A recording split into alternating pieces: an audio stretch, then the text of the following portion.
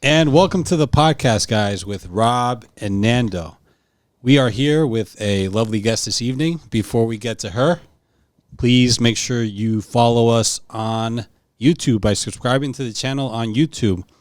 Like the video, hit the notification button, and comment below. Let us know what you think of our episode today.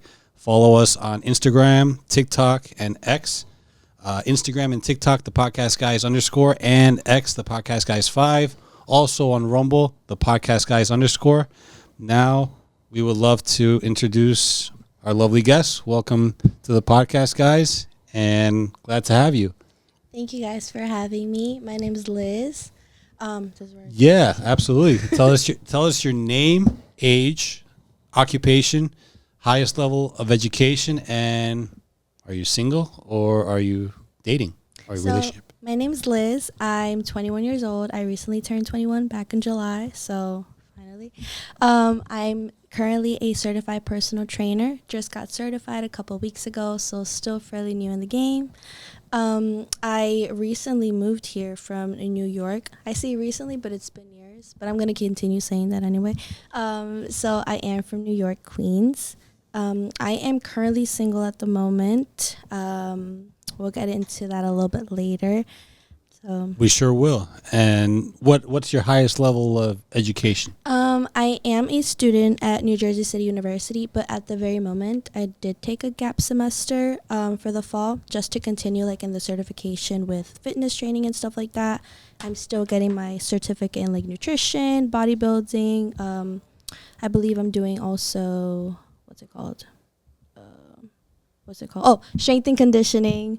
And there's a couple of other things out there. I'm getting certified with the ISSA. Awesome. So tell us a little bit more about that. You plan on just being a personal trainer and just training, people of all ages in a gym?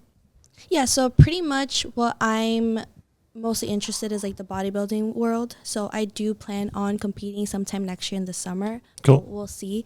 So I do want to start off with just beginner friendly stuff, like with beginners at the gym, because I remember what it was like when I first joined it.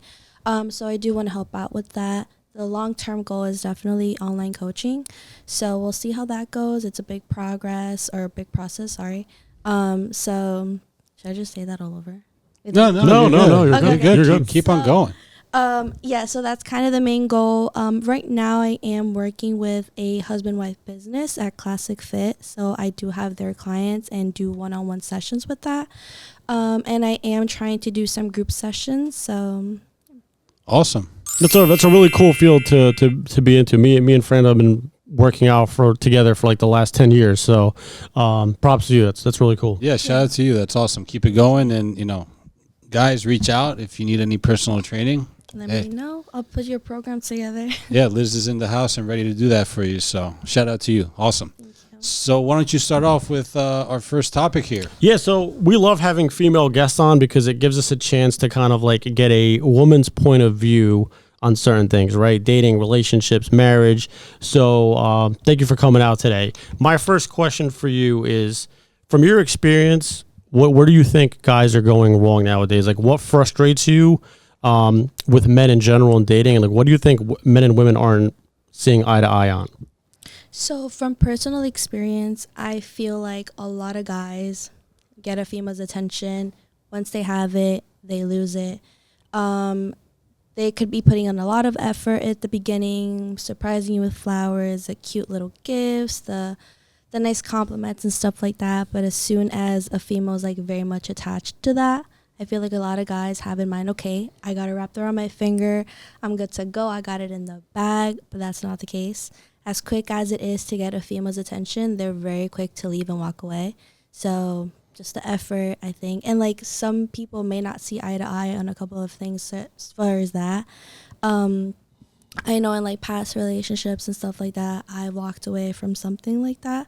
And also it's just like, if you do say in the beginning, this is what I expect, obviously keep your word and continue doing it. So you had higher expectations from the guy that you were dating and he didn't live up to that, so that's why you walked away? Yeah, so I'd say my standards are pretty high and they make very much sense as to what I'm looking for. I stayed single for a few years up until I got into my next relationship. It was great in the beginning, honeymoon phase for a couple months. Obviously, it started dying down. I kind of didn't pay mind to it. I was like, okay, maybe it's just like he's not trying as much, but it's still there. Yeah, no, completely wrong. It started dying down. So what happens from the guy's end? Is it like when you say he stops putting an effort, is it like he stops spending time with you, he stops spending money, taking you on dates? Where do you notice like, okay, this guy's like not putting as much effort as he was originally? What are some signs like, okay, like he thinks he just has me now and like he's not putting in that original effort? Like what starts to taper off? So for me, it's mostly like the actions and also like the words of affirmations. A lot of people have like a different type of love language. But it's the simple things of bare minimum stuff, like the compliments here and there, like, hey, you look really good today. Hey, you look pretty. You smell amazing today. Something like that. And like if it immediately stops or like you just don't hear it for a while, it kind of hurts. And also like actions speak so loud. So they become complacent. In other words, they kind of get lazy. Okay, yeah, it makes sense. Makes sense. Lazy, not acting up on some things like they used to. I feel like a lot of relationships end that way too, because you see that like long term too, where people date or even in marriages happens where they stop putting in effort, they get bored of each other. So in some cases, they like let themselves go. You've probably seen people like that, right, where they gain weight or whatever, and then the relationship could legit fall apart because of that. So yeah, it's a good point. And was the issue where the guy that you were with did everything he could to get you, then he got you, and then all of a sudden it wasn't the same? Like he didn't maintain the relationship. Was that the case? Yeah, pretty much. It was the cute compliments, the flowers, the gifting, the date planning. Couple months down the line, I started doing all the work. I started putting in the effort. I did these other things. And then I started asking for the bare minimum. Then I checked myself. And as a woman, you don't want to be asking for the bare minimum. It should be a given that a guy should do that. But it's pretty much hand in hand. There's two people in the relationship. It works both ways. But if it's one person, then nothing's really going on. Yeah. I mean, we tell guys not to be too nice because there are a lot of nice guys out there that, lo and behold, finish last. But, of course, within a relationship, there's things that men have to do to keep that relationship thriving, to keep it give it the momentum that it had going into that relationship. So it's totally understandable, but don't you think it's a mistake for guys to be too much, maybe flowers, chocolates every week? Or was it something like you were expecting every week? Or maybe, you were okay with it on a birthday or a holiday type of thing? Where was it? Where wasn't it not enough? I agree with the nice guys finish last because it is a little bit true. I've seen it. But at the same time, it really depends on the woman. Like, if you really do get to know the person and you see that they're more so actions, like, okay, maybe she wants a surprise today. She's not having a good day today. Let me go surprise her with something else. Or let me plan something. She's happy today. Like, let's celebrate something. But then a couple of other guys do it frequently and then just stop. Or some people do it on certain occasions and then just completely stop. So it's more so, it depends on the person, really. It depends on the type of guy you are as well. Because I feel like there's a lot of people out there as well like don't really do all that, but they're mostly about words. Or there's a lot of guys that are mostly about actions, no words. So is there a specific amount of times that he was doing it that just wasn't enough? Or was he not doing it at all? Like maybe before the relationship started, you guys were talking and he bought you flowers, for a couple times that he saw you, or bought you chocolates or whatever the case was. And then all of a sudden you got to the relationship. Yeah, honeymoon stage for 2-3 months. And then it kind of tapered away, kind of flowed away, and it just kind of became stale. Would you say that was the case? Like nothing really happened as far as gifts and mostly cherishing the time that he had with you? Yeah, so it was before we actually started dating and were official. All of the nice little gestures were pretty common, and then once it was actually official, that's when it started to slow down. It wasn't as frequent. It wasn't like here and there. It just mostly just stopped until I brought it up. And then other situations too, not relationships, but situationships, I guess. I definitely got bored with some of them. I looked the other way because they weren't putting in the effort. And I was like, okay, yeah, next. You're not doing it for me. So would you say in general, women expect that? Because like just like you said, like men have different personalities. Some are more actions, less words. Some are all words, no action. Would you say generally women expect that type of treatment in general, like in relationships? Like if you or any of your friends meets a guy, do they expect that to kind of continue, like whether you date a year, 2, 3, that type of, like, I hear a lot. Women will say, like, you know, the bare minimum. So I guess my question is, should guys, in your opinion, provide that treatment throughout the entire relationship to keep things alive? I'd say yes, just because, like, if you have a really, really good female and you know she's a very good person, keep her. Like, do everything in your power to keep the girl around, because females are a given. Like, we're big lovers, and a lot of guys are too.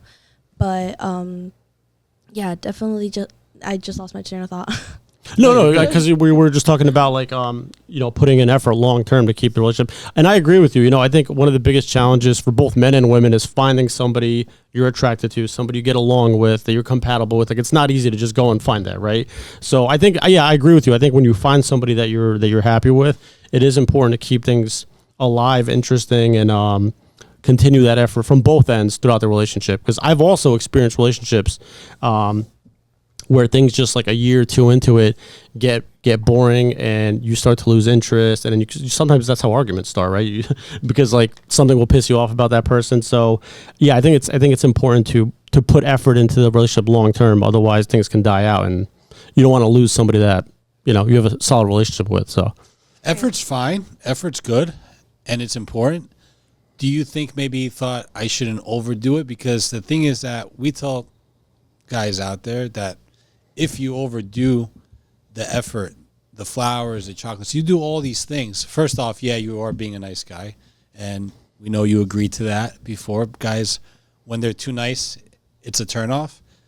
But at the same time, there were things that he was doing that made the attraction to him stronger. Now, if he overdid it, wouldn't that be a turnoff as well? Or is it just because he didn't even get to that point? He didn't even overdo it. It just wasn't enough. That was what was happening. It just wasn't enough what he was doing. Honestly, I don't think doing too much is a thing. If you think you're doing too much, keep at it. A lot of females see the effort, and we're going to have higher expectations for it, so keep that around. Definitely whatever you are willing to do, or however you think you should treat a female, do it. And if it comes from like the heart, and if it's an actual genuine action, then continue to do that. Okay. Now, to go the other way, because of course, you know, men, they'll do things for their women, but what were some things that you were doing for him? You said you were, you know, the two-way street. You were providing value to him. What kind of value were you providing to him that you liked? For me, when I love extremely hard. I give it my all. You will see the effort. You will hear the effort. It's most of like acts of service. So I'll go ahead and make your food. I'll meal prep for you. I'm a gym rat. So like for me, meal prepping is like a weekly thing. So yeah, that's cool. I went ahead and actually helped the guy, and I was like, listen, like we'll go to the gym together. We'll do this and that. I would go to his house. We'll have movie nights and stuff like that. But I'd expect the same thing back, obviously. Another thing, I'd help his family out. I'd help with the laundry. Even like other situations, it'd be like I would plan certain things. Like, okay, like I know you're the guy, but you shouldn't be doing all of it. Like, let me help. Like, I'm also in it. Like, I like you. Let me plan something, and then I'll plan a day. I'll go pick you up. I will pay for stuff as well. It's 50-50. Well, guys do like a fresh meal on the table, so you were winning there for sure. Yeah. Were you working, like, were you having a job on the side and he was having a job as well, and you coming together as far as finances go? Or was it him just working and then, you know, you would be kind of, you know, you're going to school, or staying at home and kind of taking care of things on that end of the spectrum? No, so I was a full-time manager before all of the CPT stuff began. I have my own money, my finances were taken care of by myself. Once he came around, obviously, like, come together, he would pay certain things, I'd pay certain things, but it was never more so you do all that stuff. It's, again, 50-50, like, we all share here. We're in a relationship. Let's, you know. Okay, that's fair enough. And then would you say if he was the one who was going out long hours, Monday through Friday or even Saturday working and bringing home most of the finances, you would be okay with doing more from home, such as cooking, cleaning, laundry, what you were doing, just maybe a little bit more, because maybe he would do all the work, to make money, and then you wouldn't have to worry about being a manager, working a certain amount of hours, or going 50-50. He would be taking more of a leadership men's role by, working on getting the money up for the, for you guys, for the couple together. And you would be more on the back end, working from home and cooking, cleaning, more traditional values. Would you say you would have been okay with that if you didn't have to work and go home and cook, clean, and do laundry? I would have, but personally being me, I would definitely be working and doing all that stuff on the side. Say, for example, the guy is working 12, 14-hour shifts on a day, and I'm at home and I have a complete day off. I'll do all the things, but I expect you to do the same on your days off. If I have another long shift like that, I would hope you get the stuff done at home, do the laundry, do the dishes, do what you got to do, just like I would. It's more so, I guess, like wifey material, what a lot of people say. But again, hand in hand in a relationship, it's two people together, so we pretty much have to do it. I have to say, so far, everything you said, you have the right mindset, in my opinion, because like we've interviewed other people and we've watched other podcasts where some women want the guy to kind of do everything, right? So like you're right, like certain things, cleaning nowadays, both people are going to do it. Cooking, both people are going to do it. And I've encountered women that expect that it's like me. You're going to spoil me. You're going to spend money on me, take me out to eat. And then you ask her, what are you going to do? And she's just like, Yeah, no, I So disagree that's with great that you that. have that mindset, really. 100% I disagree with that. I was raised by a single mother, so seeing that and seeing how powerful it was with her doing or acting on both roles, I pretty much learned off that. And I would never give my all to a man and have them completely just like, what's the word? Brain fart. Flake or like a ghost? You don't want to be dependable. Dependent. Oh, Okay. gotcha, yeah. I wouldn't depend on a man in that way. I would definitely have my finances done, all of my stuff taken care of before I can actually share that with you. But again, like the dependence it's not a given. Same thing as a guy wouldn't want to be dependent on a woman. Like it's not a good look. Right. New generation, new era. Mhm. It's not a thing anymore. Funny thing is, though, that there are guys that do depend off of women's money. But That is true. Like a lot of guys and a lot of females still do. yeah. But again, it's like it depends on the person. Yeah, Right. and that's more a man. We've talked about this before many times. Men in the feminine role, women in the masculine role, and it shouldn't be that way. So, guys, that's not attractive. It's a huge turnoff, actually. Exactly. So that's a big issue. I mean, you wouldn't want a guy running around in a dress. It wouldn't be attractive. Right. So, if you look at a feminine role and a man being in that role, it's not a good thing. So I can understand from your point and what you've been through. And would it be fair to say, actually, that seeing your mom as a single mom raise you, you have any siblings at all? Yeah, so I actually have 4 siblings. I live with my youngest brother. Okay, great. And then because of that and seeing your mom being a single mom and, she having to work to take care of all you guys and then also go home and do home chores, cook, clean, laundry, etc. Are you thinking, well, my mindset is just in case that happens to me as well, I should be prepared by working and also being able to do, cooking, cleaning, doing things at home as well? Is that why you prefer to be doing both? Yeah, so I was taught at a very young age to be very independent with a couple of things. My mother also showed me, or what I've seen as well growing up, she took care of herself completely. She didn't depend on nobody. She didn't even have her own family around. It was just her and I for years on end. And so just seeing that, never seeing a man in the house, just seeing her play the roles, honestly, like it has a huge impact on you growing up. And obviously, like as I get older, it just sticks around. Yeah, I mean, it's very understandable. You know, we tell guys out there to actually stay away from those independent boss babe, go getter type of women because all they think about is, well, if I can cook, clean, do laundry, I can get a nice high paying job. What do I need a man for? So there's a lot of that going on. That's what turns guys off because they want a woman to be more in her feminine side. But we can see that sometimes women are forced into the masculine role by having to go out and make money and support their families. So there's also a valid point that you make there. It's you have to be able to live and to be able to pay your bills, and you know you have rent and car bills, electric, food, clothing, you name it.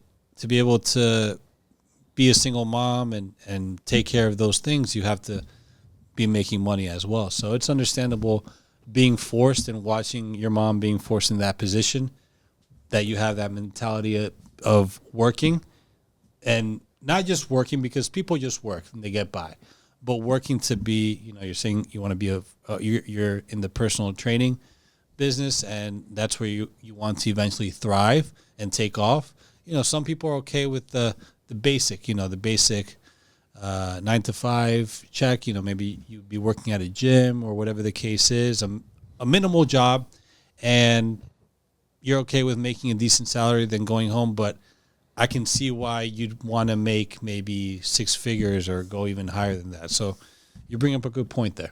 So I have another question for you, actually, and I want to get a female perspective on this. Generally speaking, what do you think women look at the most? Obviously, there's different things that can attract you to a man, right? Height, looks, money, what he does for his personality. What do you think stands out to you the most when you meet a guy for the first time? Is it the way he dresses, his smile, his personality? What stands out the most to you? So looks wise, definitely the height and smile. Okay. But besides that, if I do get to know you as a person, I am always looking for somebody that's as goal driven as I am and as dedicated as I am. I'm always striving for more. I always push myself more. I always push myself past my limits where I completely crash out, but I get it done, I guess. So if I find somebody with that same personality as I have, or same personality as me, I feel like we'd go hand in hand, we'd push each other, and that's kind of what turns out to be a great relationship. It's more so like hardworking, dedicated people. Can you tell, like, I always wondered about this, like, can you tell right off the bat, like, okay, I may potentially date this guy, like, I could see something being there, or does it take you a little bit to get to know the person to, like, make that decision? Or is it kind of like, you know, right on the spot? Like, if you went on one date with a guy, right, by the end of that date, do you think you'll be able to tell, like, okay, I might potentially want to date this guy or try to date him, or like, yeah, this is definitely not going to work? Or does it take a few dates? Honestly, it does take a few dates, but I feel like it takes more than a couple months to get to know a person, truthfully. Mm-hmm. The main thing that everybody knows is to follow the 3-month rule, and I go by that so heavy because it is 100% true. It only takes 3 months to get to know a person through and through, and I've learned from personal experience. But as far as like getting into a relationship with a person, going on a date, I believe, or I'd say I'm very picky with it. If I were to choose to be in a relationship or to stay single at the moment, I'd most likely stay single. And it's mainly because there's just like so much that goes into a relationship, and I don't know what I'm saying. Yeah, and you brought up, actually, it went right into what I was going to say next, is like, you see, generally what happens, I believe that men do like to spend time and take women on dates and go out to eat and things like that. But what can happen, we talked about nice guys earlier, is what can happen to a man that's kind of leads with, let me take you out, let me buy you stuff, let me get you flowers. That can potentially turn into a couple months or a couple weeks of effort with nothing in return. And I think that's where it gets interesting, because women don't want a guy that puts in no effort. We know that, right? You can't put in zero effort as a man, especially nowadays, and expect something to just happen, right? You have to put effort in. You have to not chase, but pursue women the right way. But what happens to guys is they can overly be too nice, too kind, and then, spend and lead with their wallet. So I just want to throw that out there. 100%. And to spice this up a little bit, because we are going to get spicy here on the podcast, guys. Now, when it comes to, you said the 3-month rule, that's after 3 months, that's where you figure out whether you want to take him serious or not. Now, do you wait 3 months and then sleep with the guy, or are you okay with that happening within the first month, first couple months, first couple weeks, first time you meet, first date? What's your take on that? As far as that goes, I'd say 3 dates or more if I actually want to sleep with the person. I think that's fair. Make the guy spend a little bit of cash on you, then actually see if you want to sleep with the guy. You don't want him to just walk away, be a one-night stand type of thing. Yeah. I mean, unless that's what you're going for, then I completely support that. But as far as that goes, I feel like three dates and then consider it. Or if you want to get into a relationship, 3 months or more. Or if you are like very picky with that, then 3 months and sleep with the guy. I think 3 dates is fair. Go ahead. So you're saying 3 dates. That's your minimum at least to have to get up to that point. So it could be 3 dates within a week or a couple weeks. Does it matter the timeline, or 3 dates spread out? A date every couple weeks. What's the timeline there? I'd say 3 dates spread out.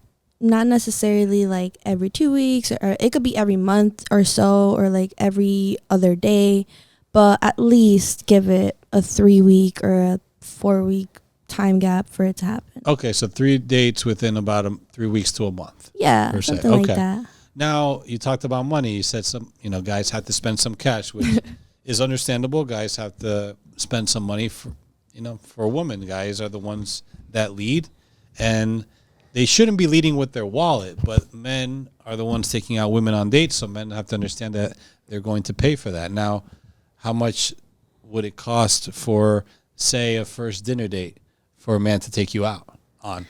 Honestly, if we're going for drinks, apps, and an actual meal, over $100 on both of us or so. I feel like that's pretty. The sweet spot. That's fair. Mm-hmm. I wouldn't say more than that. Obviously, like I'm not gonna do that to you. That's not that fair. So it could be like 110, 120, yeah, 125. like 110, 120. Leave him a tip as well. Include that in there, and then that's pretty set. Okay, so nothing like $500 or $1,000, some bottles and things like that. Nothing crazy. No, nothing crazy. I feel like that's way too much, especially if it's a first date. Like if you're trying to impress a girl like that, you're just going to get the wrong impression or give off the wrong impression to the woman. Like I feel like a person in those shoes would be like, okay, yeah, he's just swinging around his money. I'm good. Pay for my food and I guess I'm out.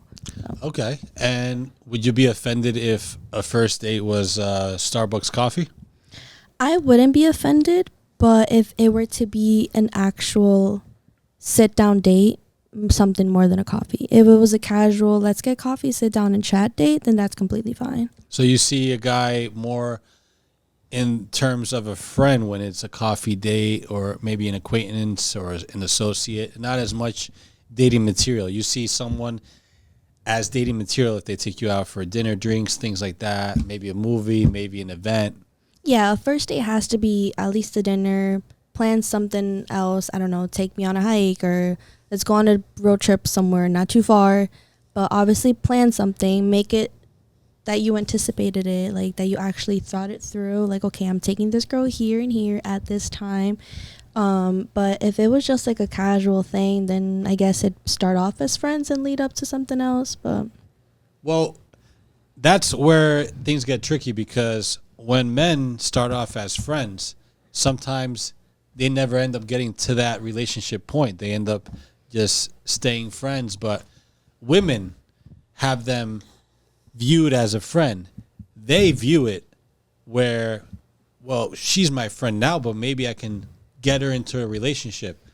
Does that really ever work with you? Can you be a friend with a guy and then eventually turn him into relationship material, boyfriend material? Because technically if he's your friend, you've already friend zoned him. So can he get out of the friend zone to date you?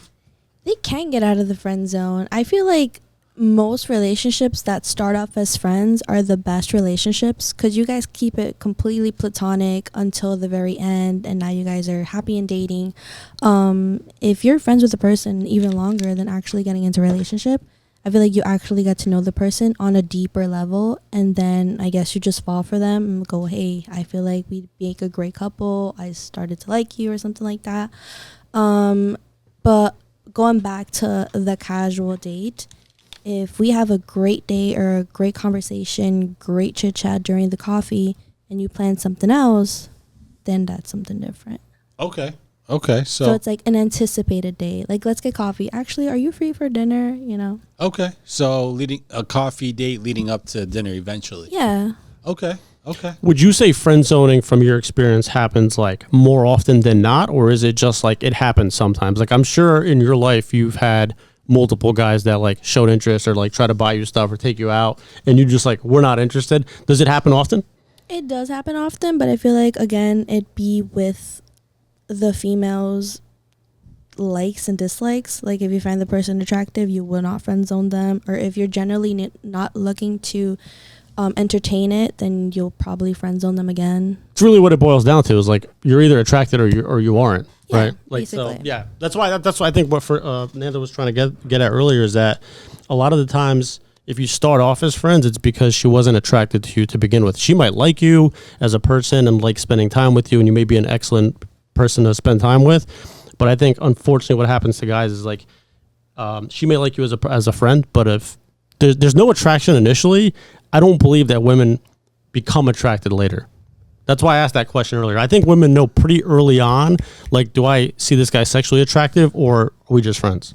That's why I would say that maybe you are the exception where men are in the friend zone. You consider them a friend and they can turn into a relationship, which is nice. You would think that's more of a natural way of creating a relationship. Sometimes a relationship is where a man and a woman, they get together, one night stand, they sleep together, and then boom, a couple more times they see each other, relationship happens.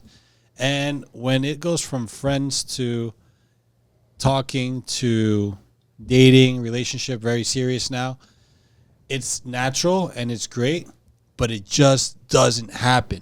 Right? It's rare. It's rare. With you, like, we all respect, it's the exception, but it's rare that men get in the friend zone. They are considered to be in the friend zone by some women, and they're able to escape that.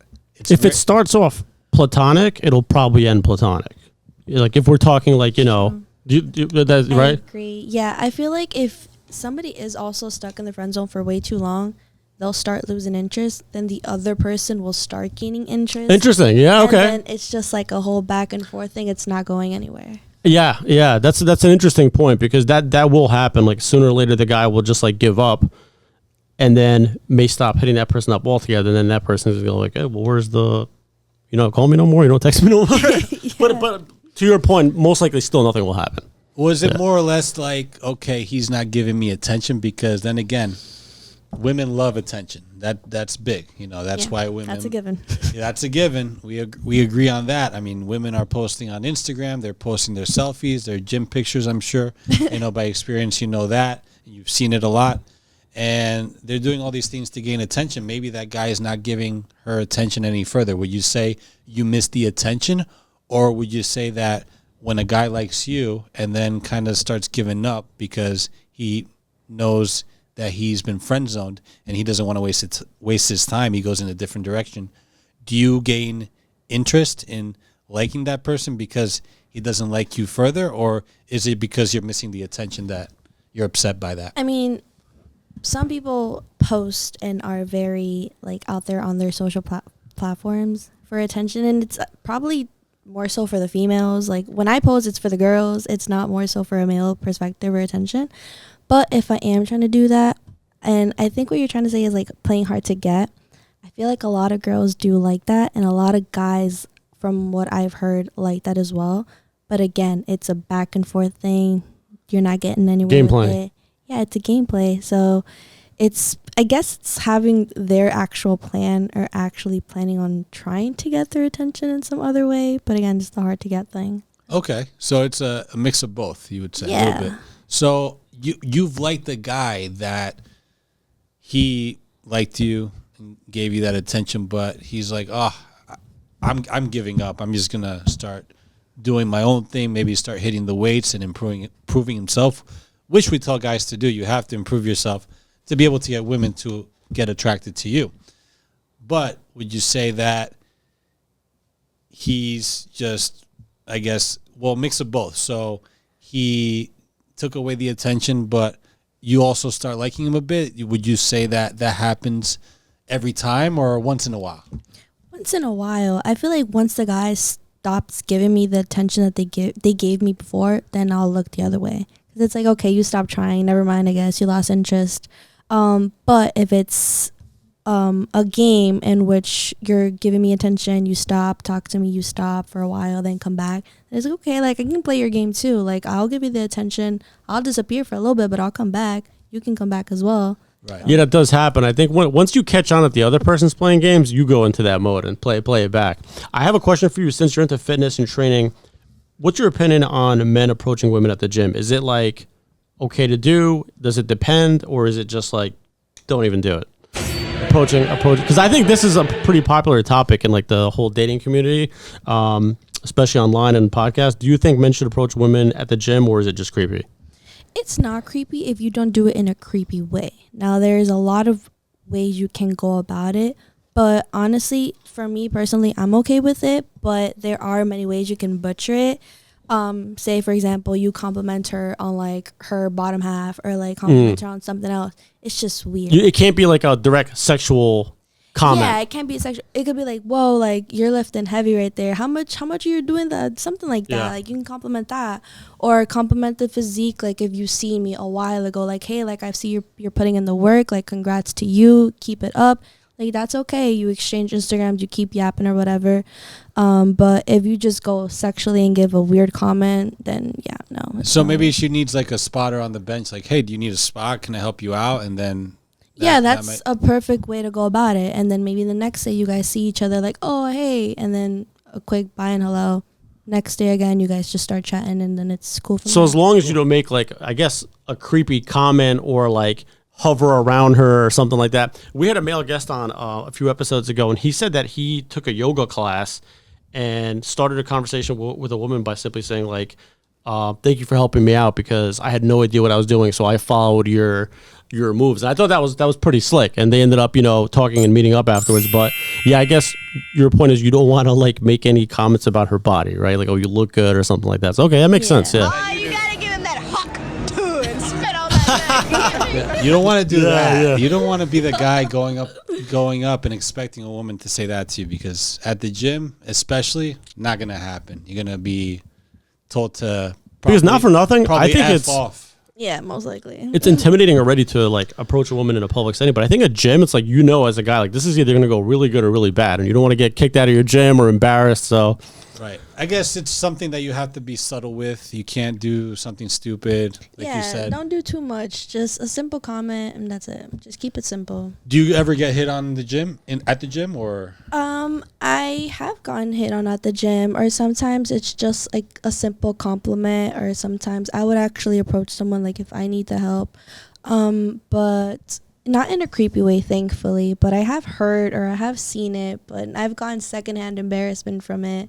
But again, like if you are trying to approach someone, just don't think too much on it. Don't do too much. yeah. Well, you said you saw something. What exactly did you see that happened? There was this female. She was an influencer. It was at one of my older gyms.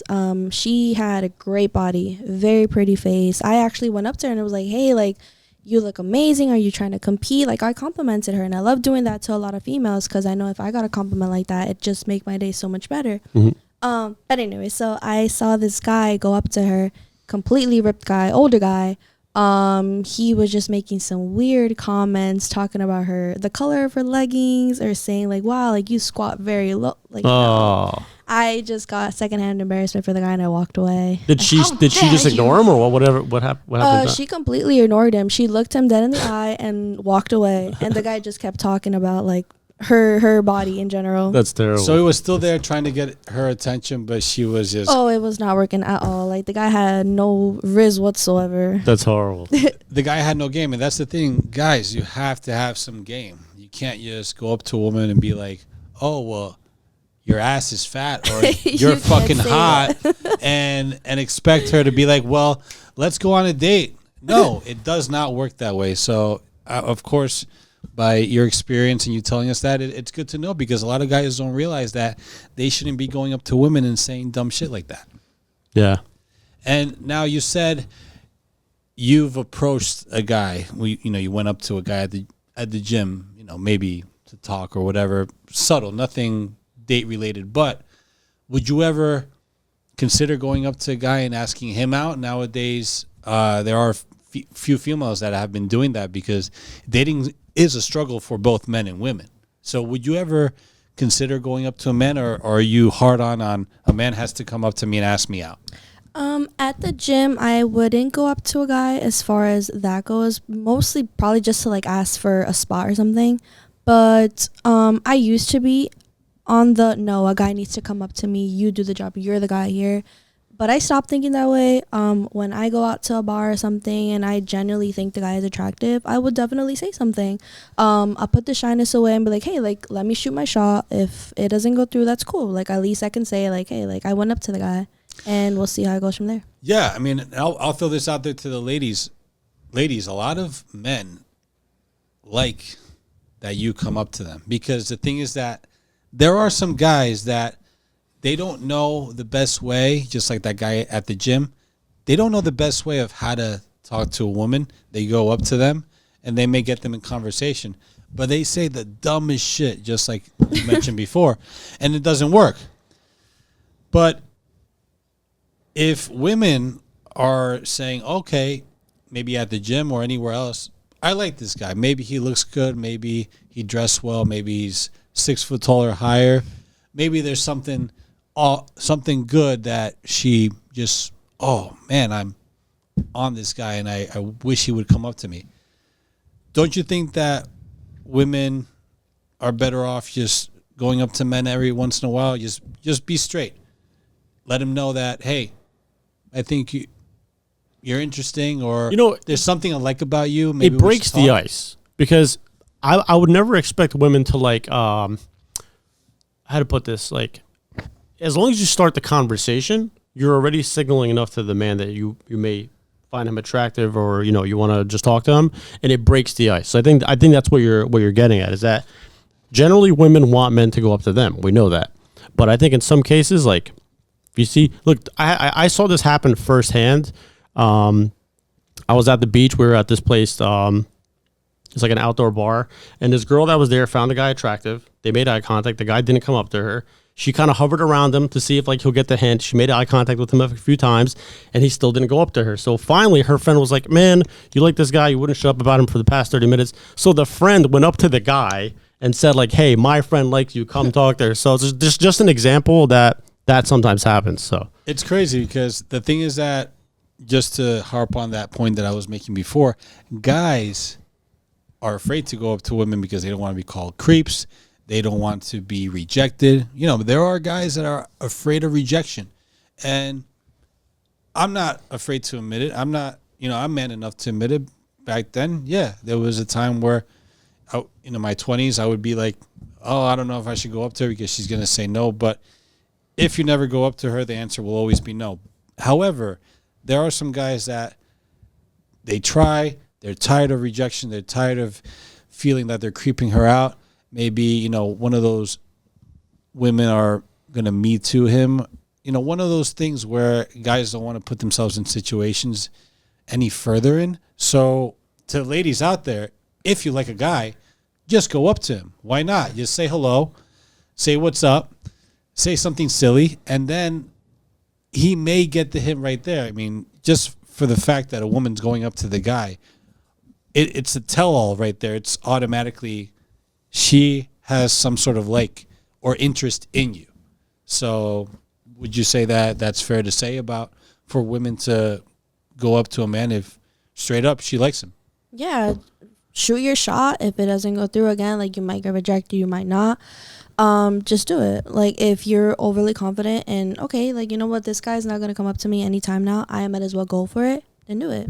Again, like from speaking from personal experience, I definitely have done it a couple times, and honestly, like I don't regret it. Like if you don't want to speak to me, that's completely fine, but I can say I went up to the guy, probably got his number, probably got his Instagram, and then we started chatting after that. Yeah, and it's very unlikely for a man to, I think, reject. I think most of the time, men at least will be willing to talk and exchange Instagrams. You know what I'm saying? So it's at the very least, guys aren't going to run away, and unless they think a certain way or they are a certain way, they're going to be up for taking a woman's number, exchanging Instagram, social medias, and seeing where things go. You never know. Because you know what? I think the worst experience as a man is when you go out to that bar, club, lounge, restaurant, and you're just standing there by yourself or with your male friend. So I think most men would rather talk to a woman at that place than to just stand there. Yeah. So that's the whole point of going out and socializing to begin with, right?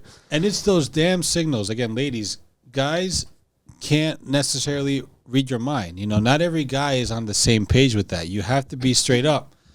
Maybe you have to stare right through him. Maybe you just have to wave at him. Maybe just to smile. Maybe something more obvious if you don't want to go up to a man, because there will be women out there that say, well, I don't want to go up to him, but which is fine, which is understandable, but he's not going to know that you like him if you don't send a stronger message other than a flick of a hair or a wink or something. You have to be more straightforward. Yeah. Is what I'm trying to get at. So as far as options go, because we know women are the ones that are favored in getting asked out more often than men do. So would you say you get a good amount of DMs a day from men trying to ask you out or get a date or start some sort of conversation with you? I'd say I do, but I don't really pay much attention to it unless you actually caught my attention in the very beginning. I know a couple of friends that also get like their DMs completely torn apart, Wrecked. completely just like blasted. What's the word? Like they get Flooded. flooded. Yeah, I'm yeah. trying to think of the word. I know some people that have their DMs like completely flooded, and again, they won't pay no mind to it, or sometimes they'll answer every single one. But when it comes down to a female, you're not really prone to do all that unless it's like, wait, like this guy's kind of, I find him attractive. I've been wanting to speak to him. Let me continue the conversation. What's the most unread DMs that you have had or currently have? I have no idea, actually. I want to say more than like 10 or so, more than 15, but I don't really pay mind to it. Sometimes. What would catch your attention? So, like, let's just say you go in your inbox and you see like 10 messages, and most of them are just going to be the same thing, like fire emojis. Like most guys are going to, right? I'm assuming they all just do fire emojis. Hard eyes emojis. Yeah. So, would you say like it's better to like write a short sentence, or like what can a guy message you to? Yeah, what stand out? What type of DM is the one that you're gonna that catches your attention and you're gonna open up and respond to? Any compliment about like my face, or like if I'm posting something about the gym or like my body on the gym, or posting a quick pump flick, I most likely will not respond to it, because again, it's like you're looking at my body, like I'm posting for the girls, it's not really for your attention. But if I'm over here like trying to look pretty or whatever, and you say, hey, you look really pretty, or you compliment me and say you're gorgeous, you're beautiful, then I'll probably answer, because that's a sweet, genuine Is the guy compliment. better off responding to an Instagram story, or is he better off DMing? I would think the story. Wait, what do you mean by that? Like, in other words, is he gonna get your attention faster by responding to like a reel or like a story you posted on your Instagram, or directly DMing you? Just a random DM. Oh, a random DM. Well, random DM. likely. You'll definitely get a response off that, because it's like, okay, you had me on your mind, you were trying to contact me, and you actually did. So, like, what are you trying to say now? Okay. Like, what's your game here? Okay, now how about meeting in person versus meeting over Instagram or online? First talking, what's the best for you? What do you prefer? Meeting in person, for sure. When you're face to face with another person, you can immediately catch the vibe. You see how they kind of carry themselves, and then you may or may not be attracted to that. Online is a completely different thing.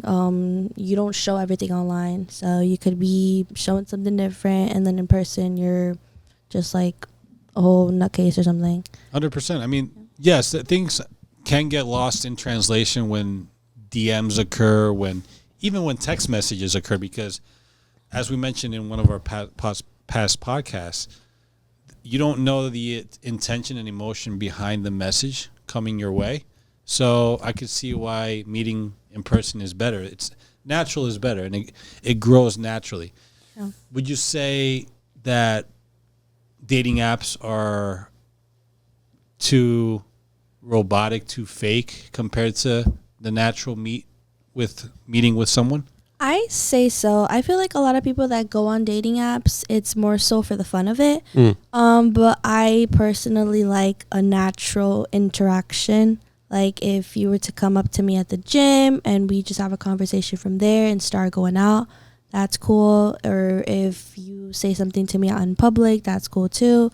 But just the dating apps, I don't know. I feel like a lot of people just do that for like hookups. Okay. It doesn't usually lead to any good from what I've seen or what I've heard. Nothing really comes out of it, like as far as relationships. Yeah, dating apps are known to be the hookup spot. Yeah. So that's for sure. And as far as your friends go, your friends I'm sure have shown you, I have so many DMs.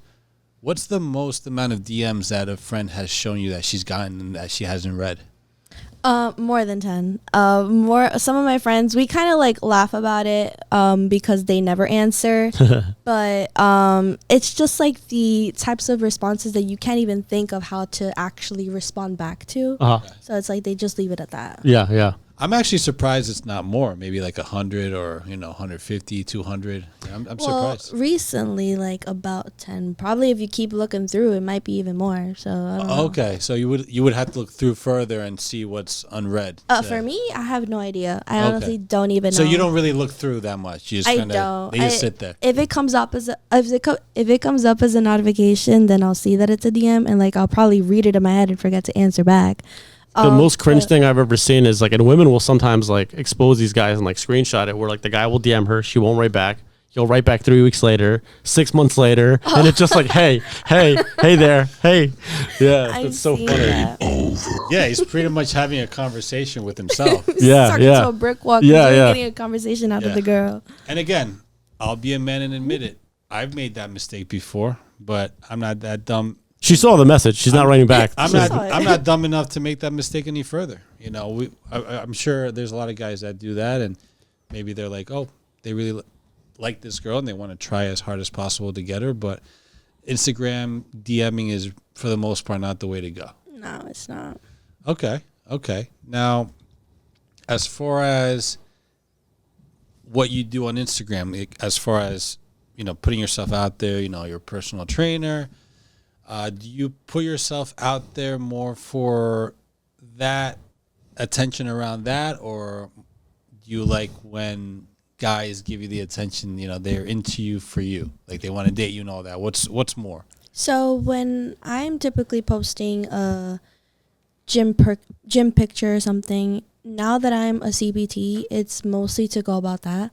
And if I am posting on my fitness platform, it's about that, like obviously trying to promote myself. But before any of that happened, I mostly did it for me, just so I held myself accountable and I actually saw that I was progressing. I didn't really care if anybody thought about it or if somebody said something about it. Like if I got a compliment here and there, like, okay, cool, like thank you, you see the progress too. But again, it's more so for me. I can actually see that I'm putting in the work. So. I have another good question, because I hear women from time to time say like, oh, we like dad bods, like we don't care if you're jacked. Or do you think women generally prefer physically fit men over like, just like, I'm not even saying fat, just like an average body with like maybe a gut or like a little bit chubbier of a guy? Do you think physically fit guys are generally more attractive, or it's not really that serious? I'd say they're more attractive just because if you are fit, we immediately think, okay, this guy's taking care of himself. He's healthy. He's got something going on besides like actually doing something else. He's going to the gym. He's dedicated to that. But honestly, like the body types, a lot of females don't really care about it unless that's like the most important thing to you. A lot of people don't really mind it. I know some guys don't either, but me as a gym person, I would prefer if like you're actually fit. We would share the same dedication, the same passion. So in general, do you see women interested in men with like they're, oh my gosh, this guy has he has a dad bod, but I still like him? Or do you see that, or do you see women say, well, if I have a guy that's a dad bod, has a dad bod, and a guy that's physically fit, which one do you see them choose more often than not? Honestly, a lot of females go for the dad bod.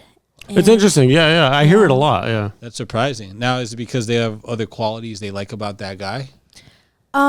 It could be, but typically some of the guys that are very fit and jacked and looked super muscular, we immediately think, oh, he's got hella females' attention. He's probably out here and there. But the dad bod, he seems caring. He seems loving. Like he could. It's more of like a comfort thing, I guess. Like you could see yourself. Yeah. Okay. And honestly, what I've heard or what I've read online, it could be like the whole father figure perspective also. I know I've seen that a lot, and it's kind of crazy and creepy to think about. Yeah. A lot of guys look for people that are like their mother, and a lot of females look for people that are like their father. Yeah, that's interesting. I could see that. So. That's very interesting. So women nowadays look for that father figure maybe because they didn't have that in their life, even though they had a father growing up, do you think? Or is it just kind of a natural thing? I honestly couldn't say. I just know that like if you've had a father like that in your life and like they've took care of you in that way, or if they've been very loving with open arms, you want to find a man that you can say reflects like your father in that certain way. Or even like if you were to say like, hey, like if I don't even know what I was gonna say. Where was I going with that? I think the point you're making is like you're going to like, in other words, a woman's gonna try to find a man that treated her the way her dad treated her. Is that what you're saying? Like if he was a nice guy, she wants a nice guy. If he was more aggressive, is that what you're saying? Something like that. Yeah. Okay. It's funny because the way roles are being played nowadays, it's kind of like, well, I want a father figure because I didn't have one. Because there's a lot of single moms and of course their son or daughter, mostly their daughters, see that their father figure was really their mom because they were mom and dad in the relationship, in that mother-daughter relationship per se, even though she was technically the mother, but it was really mom and dad all in one because that's how women are playing it when they're single moms.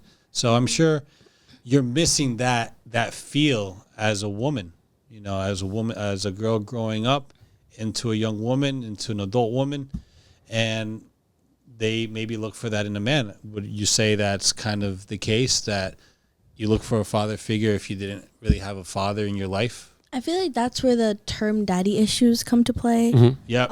A lot of females struggle with it, but I feel like you can't really look for a guy if that's mainly your problem. Because if you do find a person like that, you'll start laying off your daddy issues to the guy, and the guy will immediately I've experienced catch it. on. Yeah. The guy will immediately catch on, and then it becomes a whole issue and a whole argument, and then it just doesn't look right on the female or the guy.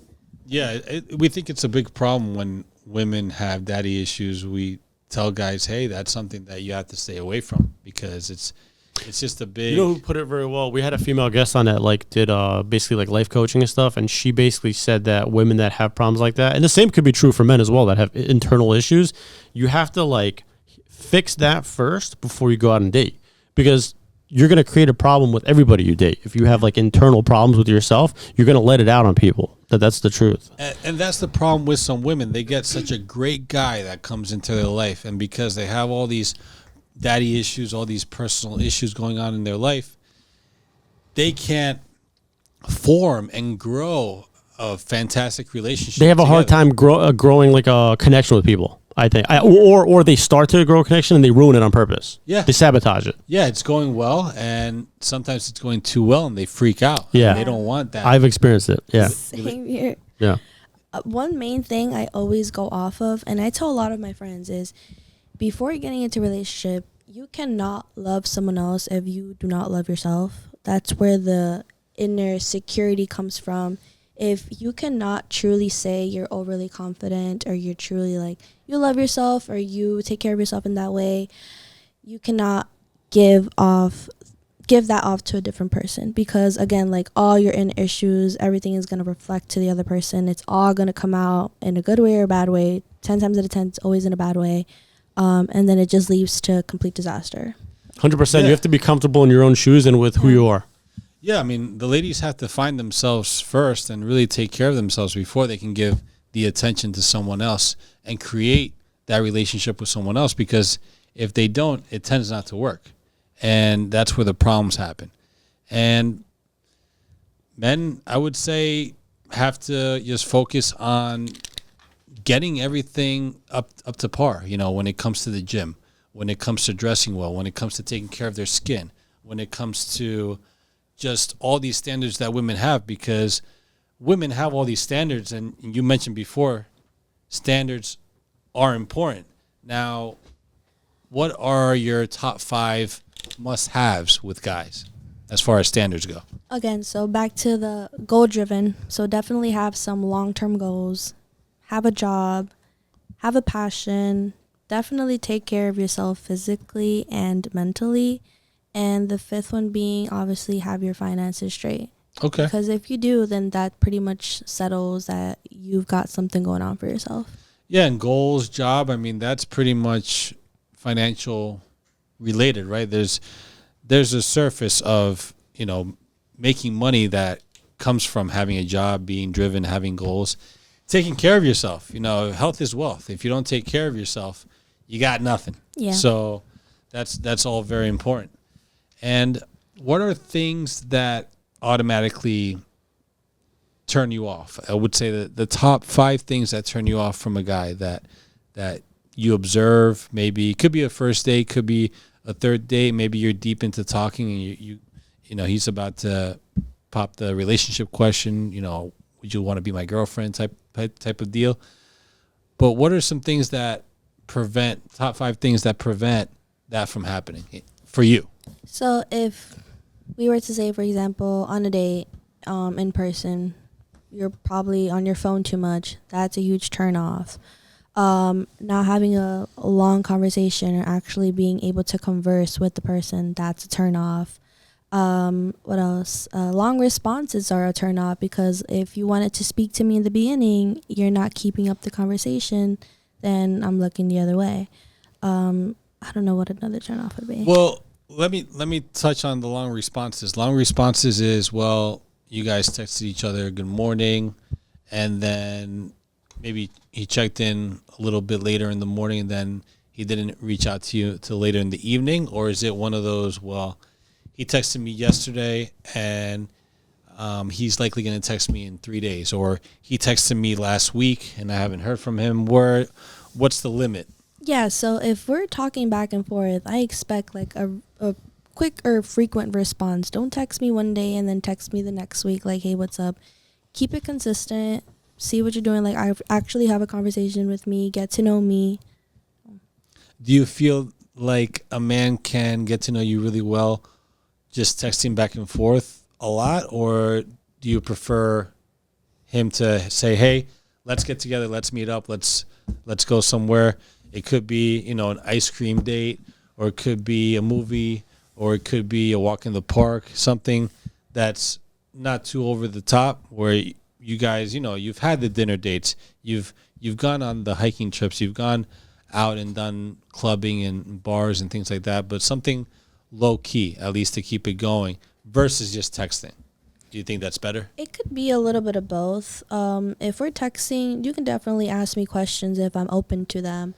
That's how you'll get to know each other a little bit. Even if like we're a little bit shy in the beginning, that's like the icebreaker. But if we are in person, or if we want to talk in person, that's a much better way to actually get to know one another. Because again, like, that's the way you'll catch off somebody's vibe. You'll see how they carry themselves or how they are as an actual person.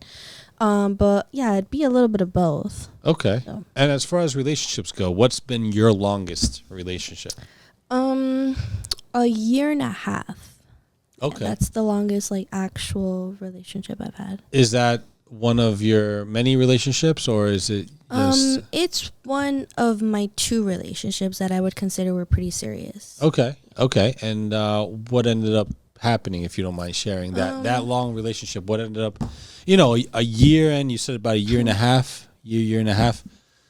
It's a good amount of time, to just be with someone and it all just kind of goes away, and you act like you don't know each other anymore. You act like strangers now. Yeah. So, what was the main thing that, who broke it off, and what was the main thing of why it broke off? What was the main issue? So I was the one that broke off everything. At that time of my life, I was going through a lot of mental stuff, and I didn't want to relay that to the other person. I was also getting into my job even more, and I was even busier, and I was kind of trying to like start to focus on myself instead of giving the other person the attention. And I know that's like a weird thing to say, like if you really love the person, you'd find a way to put both hand in hand, but I genuinely just needed to be a little bit free in that sense. And then also like back to the effort thing, the guy just wasn't putting the effort like before.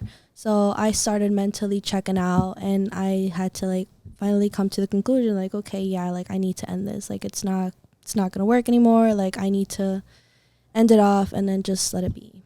Sure. And then before we continue with that, are you like in a better frame of mind now than you were back then? Are you feeling better? Definitely. I've for sure like conquered whatever I was going through back then. I'm better than ever before. But after that relationship, I did stay single for years. I think like about 3 or 4 years, honestly, 2 or 3. I don't remember exactly until I got into a next relationship. Gotcha. Well, yeah, you're 21, so you got into one pretty young. So I guess, over, as you get older and older, you'll have more experiences, and you'll understand how to go about things based on what you went through. So You did the right thing by taking a break, because you know what I think people mess up sometimes is they'll break up with somebody, and just to get over it, they'll jump right into something else. Like a rebound. Like a rebound, and then like that ends up being toxic 99% of the time anyway. So it's a good move to space it out. You break up, go back to focusing on yourself, spend time with your friends and family, and then get back into something later. Exactly. Yeah. So if somebody is in a relationship that long, you start putting all your attention to that person and only that person. You stop going out with your family, you stop going out with your friends. You only want to be around that person, and that's completely acceptable. Like I totally get it, but then you kind of just start to lose yourself in a way. You kind of just give it your all on that other thing, or that other person. But definitely take a break if you really need it. See what you want, see what you like. Actually find yourself in that way. Your likes and dislikes on another person. Yeah.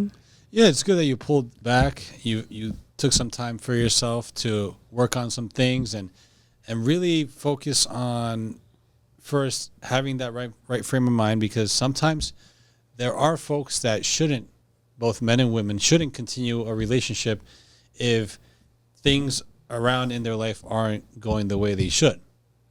Take the other person out of the equation for a second now. Focus on how things are going on in your life. Maybe it's family, maybe it's close friends, maybe it's a job, maybe it's goals, career that you're focused on, things that you're thinking about for 5-10 years down the line, future things. Maybe you're thinking things instant gratification wise. So sometimes you have to take a step back to realize, okay, let me quote unquote find myself first, which sometimes find myself is used a little loosely, but that's a good time to really find yourself as either a man or a woman. And then once you get it together and things are going well, you're in the right mental state, you're doing well with your emotions, with your physical state, then you can go from there and find a way to get back into that relationship if that's something that you desire at that moment in time. Do you find that women generally have a certain type? Like, do most women have a type, or is it just like, I'm attracted to the guy or not? Yeah, everyone has a type. And I used to be so against it, and I used to say, no, I don't have a type. I like what I like it's whatever. But yes, a lot of people do have a type. Yeah. Or if it's not a type, it's definitely a pattern, which is a type. And Yeah. a lot of people don't understand that. But I mean, it's a good thing. Like, you like what you like, go for it. Right. Like, don't change it up. So what's your type for the guys out there that might be wondering? I like my tall Latinos. Most of them are short kings, unfortunately, but I do like tall guys, and they've got to be Hispanic. You have to be in the gym. You have to like it. What else? Definitely a car guy as well. So I'm a huge car girl. I'm into cars. So Cool. if we can talk about it, then that's a plus. Like, that's a bonus point. Do short guys have a chance, or it depends? Or are they out? What's the minimum height requirement? Oh, I don't know. I mean, I'm 5 foot, so you've got to be At least taller than you. 5'11" and up. Yeah, yeah. 5'11". So it Yeah. can't be That 5'1" sounds about and right. up. It has to be 5'11" It and up. has to be 5'11" and up. You've got to be a little bit taller. I got to be able to break my neck to look up at you. Yeah, yeah, makes Cool. sense. So Hispanic, car enthusiast, and at least 5'11" or higher. So, 5'11". If you make the cut at 5'10", 5'9", maybe, but okay. No, but you know, 5'11" is a good answer because, like, I watch those like TikTok interviews, and some of these girls are like, he needs to be 6'5", he needs to be 6'8". I'm like, where are these guys? Like, no, I, that's crazy. no, that's Yeah. wow. I've seen maybe like 3 people like that in my life. Yeah, like, exactly. That's too much. Some women are even like, I've heard 6'7", 6'8". that's crazy tall. I've heard that too. I've heard one of my friends say that. Like, yeah, no, you got to be 6'5", tall as hell. Like, that's crazy. You can only meet those guys at like NBA games or college. Literally, like, if you're looking for that, go to a basketball game. Court Yeah. You might as well scout a basketball team Yeah. at that Exactly. point. Like, keep it real. Like, Yeah. be for real. Like, actually, like, know what you're looking for. Like, if you actually want somebody that tall, like, go for it. Like, keep your standards that high. Like, I support it. Yeah, because like the average height I would say for guys is probably like 5'9", 5'10". I was gonna say Yeah, that average yeah. height is like 5'9". Yeah. Okay, so now you were talking about one of the requirements of your standards with regards to finance. What's the minimum monetary amount, the money that men have to make to be with you per year? I really don't care how much you make. As long as you have your job and you're consistent with it, I don't care if you're full-time, part-time, just have a job. Like, actually have a hustle going on. If you're doing part-time and have another side hustle, props to you, I applaud it. But, like, I would never ask, how much money do you make? Let me see your bank account. I don't really care. Same thing that I wouldn't expect you to care how much money I would make. So, Well, guys shouldn't really care about how much women make because, again, guys are leading. Guys are the one who are expected to put up with the finances. But would you be okay with a guy making, say, $35K a year? if you can support yourself with $35K a year, then that's fine by me. But if you can't, then look for another job. I think in general, and this is I had to hit that button because you know what? It's tough to see a woman say that they're okay with 35K, even though you gave a reasoning around it. I'm going to challenge you there because there's a lot of women that they're like, well, I need a guy to make 6 figures or higher.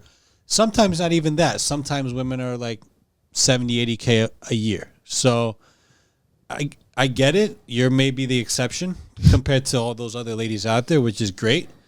But the reason why I think that's quite a bit of a fib is because we tend to see the feedback from women. Actions speak louder than words, as you know we've said before. I know you said that earlier, and women are not as attracted to a guy that makes 30, 40, 50K a year versus a guy that makes 100, 200, 500K. You know what it comes down to is, I think, and this becomes even more true as you get older, it's like it's very unlikely a woman's going to respect you if you make less than her. That's just the cold hard reality. Like, especially at our age, because we're in our 30s, if she, regardless of what you make, if she makes 10, 20, 30K more than you or 50K more than you, she's not going to respect you. And even if she does date you, she's probably going to talk down to you like a kid or some shit like that. No, Because, yeah. you get what I'm saying? Now that you say that, like, I agree with it. If you're making a little bit less than me, or even way less than I am, then that's a little bit weird. But if you make enough to support yourself, to take me out, to do these things in a relationship, then good for you. So how much do you plan on making per year?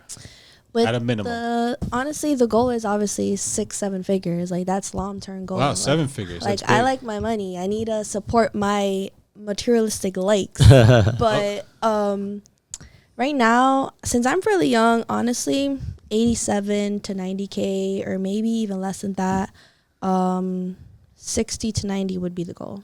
Right. So you just said it right there. You wouldn't be okay with somebody bringing in 30K realistically. Maybe it's all fine and dandy if it works out, but you wouldn't just want to live life just getting by. You want to really. Okay, yeah, I see what you mean. Yeah. So, Dating's very competitive for guys because we're competing against, like, it's not only just looks, we're competing against those guys that are making more money, that are taller. Because like you said earlier, I believe that women aren't. It's not him having a belly that's going to be the problem, or being a little overweight that's going to be the problem. It's him being a bum or not making enough money, or like lacking drive that's going to kill it. We've interviewed a few females, and generally they all say the same thing. The guy doesn't have to be rich, but he has to show drive and that he has a financial future at least. Exactly. Yeah. That's where the goals come down. and not saying that women don't care about a guy having a fat stomach or anything like that, because women do care. But women will overlook that if a guy is pulling in 100K, 200K, or $1 million a year, whatever the case is, because they're being taken care of. So they'll overlook the dad bod. Don't be fooled by that. Yeah. So that's really up to men to really take charge and be as epic as they can be in all aspects in their life, but not do it for women. Women are the byproduct. Women are the result of man's successes when it comes to money, height, status, being competitive, being that leader, being assertive, being just on top of things, smelling good, looking good. All these things combined, I'm sure, are a part of a woman's standards. I mean, you mentioned 5 earlier, but I'm sure there's way more. There's a big list. I want to ask you, actually, because you're a lot younger than us. Do you think men your age are on the right track? Like, based on what you see, like most guys you meet, do you feel like they're on the right track, or they could do better? As far as the age part goes, I feel like some of the guys are, and a lot of people are in school right now as well. Yeah. So they're going for something. But again, we're fairly young. Yeah. A lot of people are still maturing. Yeah, of course. Some people are still like trying to figure it out. But yeah. No, I mean, No, that's a good answer. Fair. Yeah. That's fair. I mean, everybody's growing at that age. You know, when you're in college and you're building up to getting your career, you're not just building for that career. You're building up yourself as a human being, as a person, your character, your connections with people. You're growing everything. It's where you start your path. You know, I've met people. I've grown up with people where they started off on the wrong path, and they unfortunately never made it out of it. You know, so I think 20s especially is like nobody knows what they're going to do with their life yet. So that's an age where, like you said, school, you're gonna explore life and different things and relationships, and you're gonna grow from there. So, do you prefer to date down in age, or do you prefer to date up, or are you okay 21 exactly? Is there a specific preference that you have? Honestly, I always tend to go for older guys. Typically 22 and older. If I were to go younger, it wouldn't be more than 20 years old. Okay. Or at least 21, but always the older guys. I feel like the older guys have a little bit more perspective. Like, they've got like their frontal lobe developing or something. Yeah. Like, they've got a little bit more maturity than us. yeah. A little bit more wisdom. Exactly. A little bit more wisdom, and that's what a female likes. Okay. Is there a max age gap of an older guy that you wouldn't go past? I feel like the oldest I date is 26. Okay. Yeah. Okay. That's fair. And have you had a lot of guys within that age range, try to woo you and try to reel you in and see if there's a possibility of dating you and taking it further? The older guys, yeah. Older It's guys. typically like the 24 and 25-year-olds. Okay. Good. What other question do we have for our lovely I want to ask you, because you mentioned earlier, like, you used to live in New York and now you live in Jersey, right? Where do you feel it was like easier to meet people in general? I always wondered about that, because I know the city is definitely more like action packed. There's more people around. It's a much busier environment. Did you prefer it in that sense in the city or in New Jersey? Meeting people, probably in Jersey. Just because when I first moved here, I was about 16 years old or so, 15, I'm not really sure. So I wasn't really like social back in the city. But now that I'm in Jersey and I know a few people, I'm definitely a little bit more out there, a little bit more social. I've got to meet a couple of people. You get the connects, you meet somebody, you meet the other person, they're friends. Cool. Yeah, I think New Jersey gets a bad rap, but I think we're an okay state. I think for meeting people and going out, we're all right. I'd say you guys are pretty okay. Well, Jersey and New York. Dirty Jersey. Dirty Jersey, that's for Jersey. sure. But Jersey and New York are both melting pots. So you'll see folks coming from all different nationalities, all different walks of life. So I'm sure you are able to experience different cultures when it comes to the different type of, guy that's out there. I might get the Hispanic guy, but do you ever get the guy that's interested in you that's not Hispanic, that's trying to reel you in as a potential mate?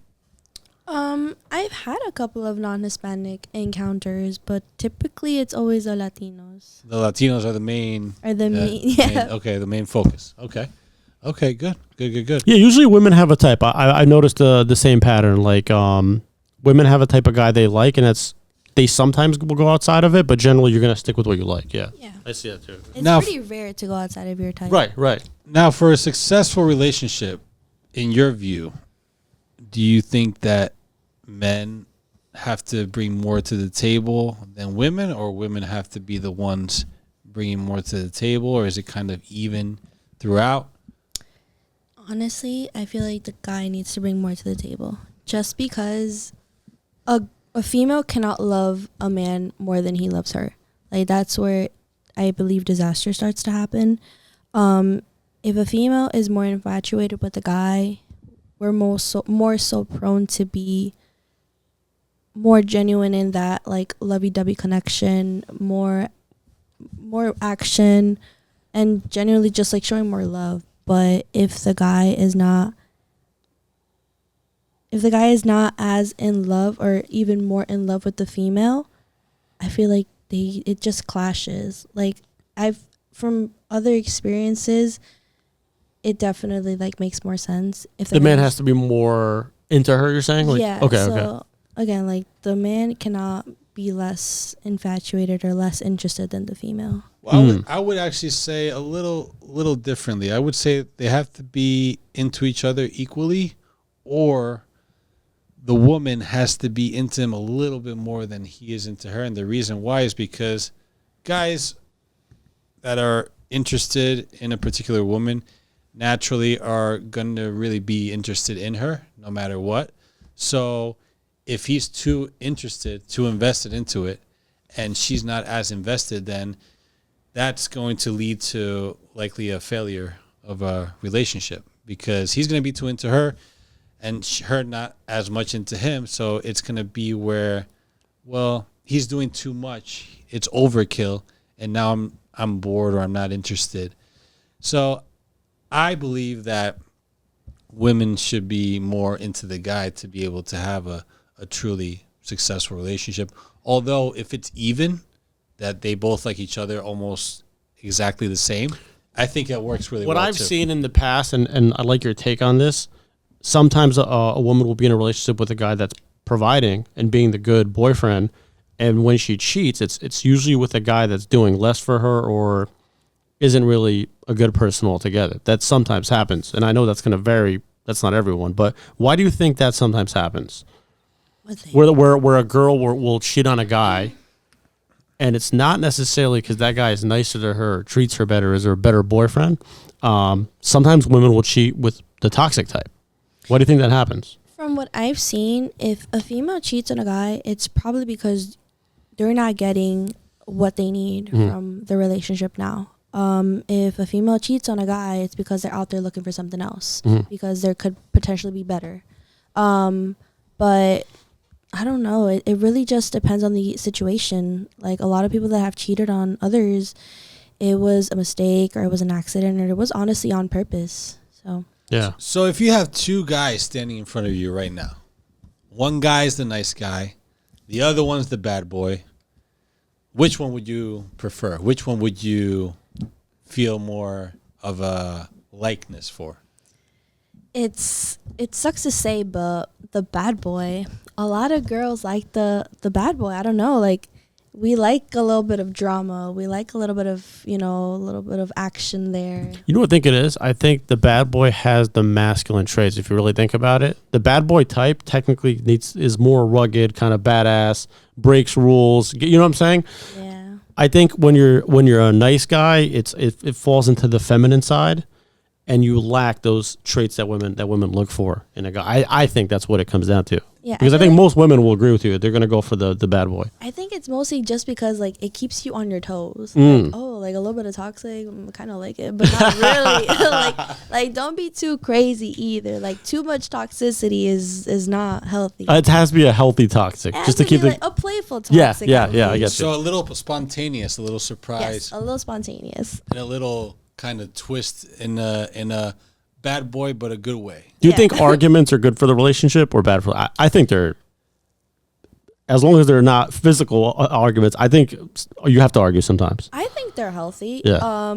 Honestly, like if there's zero arguments in a relationship, it's a little bit odd, but it's pretty common. Like if you guys get along that well, then good for you. But a lot of actual like long relationships have their issues here and there, and it's good to actually argue. Like say what you have to say, and then we'll come together again when you're cooled off, and then we'll be good again. Because it's always those relationships where the couples never argue and they post like those Christmas pajama pictures in front of the tree. Like those are the ones that are probably like having the wildest arguments behind They closed. most likely are. Yeah. And they're probably the corniest fucks ever. They're posting some fake masked Yeah. stuff The cringy relationship, couples are probably the most toxic ones. and behind the scenes they're all like going at each other. I never minded arguing in relationships as long as it was like no throwing things, no physical fighting. Yeah, Because no I've had a relationship where the girl like got physical and we broke up shortly afterwards because I was like, what's gonna happen the next time we argue? Like eventually you're gonna hit me in the head with a glass bottle or something. So I think physical contact is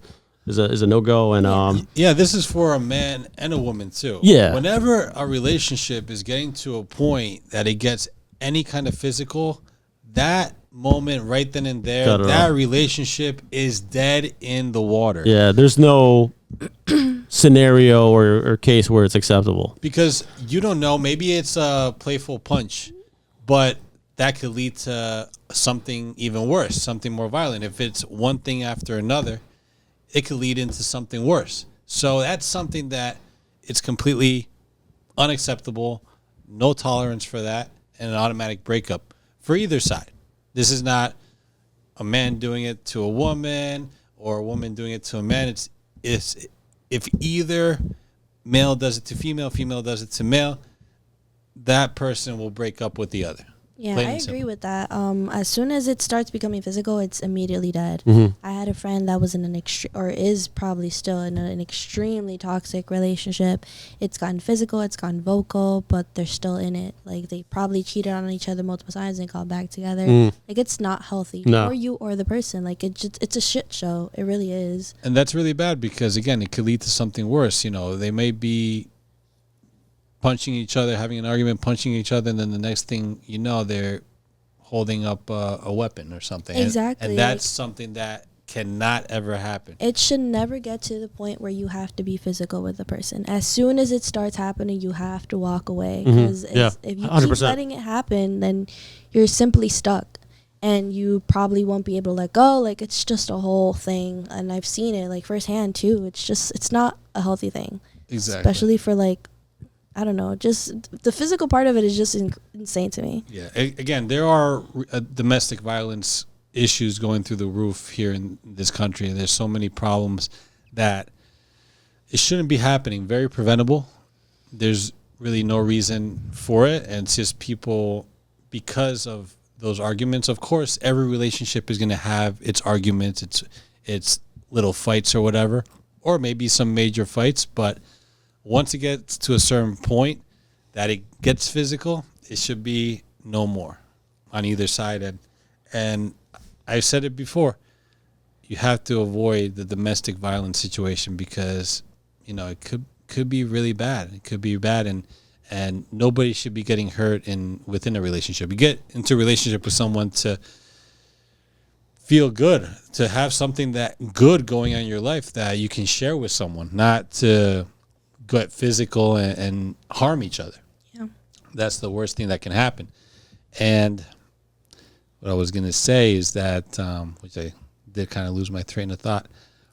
Well, Actually, getting back to it before you Yeah. say what you're going to say, guys want peace. Guys don't want the argument. So if you're able to have a situation where you can agree to disagree and go off holding hands from there, you're good. Everybody's good. Everybody's happy. You figure it out. You move on. There's always going to be certain issues, whether you have a son, daughter, mother, father, brother, sister, a coworker, a longtime best friend. There'll always be a little issue, but you iron it out and move on. But if it's something that cannot be figured out, especially within those relationships, because again, you don't know what happens with people behind closed doors. So if you don't feel safe, whether it's a man with a woman not acting correctly, or a woman with a man not acting correctly, then it's best that you back yourself away from that relationship and focus on yourself or go in a different direction. So, but arguments will happen. It's just a fact of It's a given. It's a given. It's an automatic in relationships. So now going back to one other thought that I was thinking before I go back to that thought, you were about to say something. no, I was just gonna finish off what you were saying in that sentence. We can move on to the next topic. Yeah. I mean, what I was going to say is now single moms, you've been in that experience where, you have your mom, she's a single mom, has taken care of you and your siblings. Do you want to avoid that situation? What I mean is that go a certain route in your life where you avoid being put in that single mom situation if you have control over it. So again, diving a little bit into it further, what do I mean? Not being as independent, not being as much of a boss babe, being more traditional, being open to your feminine role more than that masculine role. Because let's face it, if you're a go-getter and you're goal-driven and you're aiming to make 6-7 figures, then you're up there with something that a guy would want to do. So is that something that you want to avoid, being a single mom, with regards to those aspects? So if I'm dating to marry. And if I'm dating you for a long period of time, obviously the conversation about marriage or kids or family is going to come up. And I would definitely want to look for a partner that's going to take care of me and my family in that way. I wouldn't want to end up as a single mother with like 2 or 3 kids. I know a lot of people that are single mothers that have multiple kids, and I support it. Like, you're doing amazing on your own, but I know it's super, super difficult and it's a struggle. So definitely having your partner there, like hand in hand, to help you out with all these things and to actually be a father figure to your kids and to your family is amazing. And if I could avoid it at all costs, then even better. So there's really no benefit in being a single mom. The best bet is to have a partner. Yeah. I don't like to really say partner, at least a boyfriend or a relationship with a man that you can thrive together and, eventually, like you said, get married, which, again, it's something that we tell guys to avoid, but there are guys that are going to do it, and women do want to get married. So that's something that you look forward to. Yeah, exactly. Everyone wants that family, that family that we've seen in all the movies with the dog and the big house. We all want that. We all want to strive for that someday. But if it so happens that you end up as a single parent, then by all means, like, you go about what you're doing as long as you're supporting your family. A million respects to the single moms, even though, like, you're most likely having a job, taking care of your kids, having no time to yourself. I support it, but again, like, if I were to end up with a partner in that sense, I would hope that it's 50-50. We both put in the work. Okay. Yeah, I agree. And it's a great mindset to have. Like, it's better to be single than to get into something toxic or something half-assed, or a mistake I think people unfortunately make is they sleep around with people knowing that they're not a solid long-term partner, and that's how people get themselves in these scenarios. So that's a great mindset. I think I wish more women actually had that mentality of, like, I'm dating to marry and stay with one man, because I think now in this generation you're seeing the opposite of that. People are more willing to jump from person to person. They have a mentality of like on to the next. You get what I'm saying? And I don't think it works out in anybody's favor. So It doesn't, and I feel like a lot of people's mindsets change in that way, or they don't really typically think about the dating to marry thing because of so many fails they've had in the past. good point. So, Now, dating to marry, as in your case, we dating to marry and just marry and that's it forever, end of story, or do you have divorce ever floating in your mind if you were to get married? divorce would definitely not be on my mind, just because I actually have divorced parents, and I don't want to put, if I do have children, I don't want to put my children through that, or I wouldn't put myself through that, because I know like it's a big issue. But I would hope if I end up with my partner for a long term that it would end off happily ever after or something like that. Yeah. Okay. Fair enough.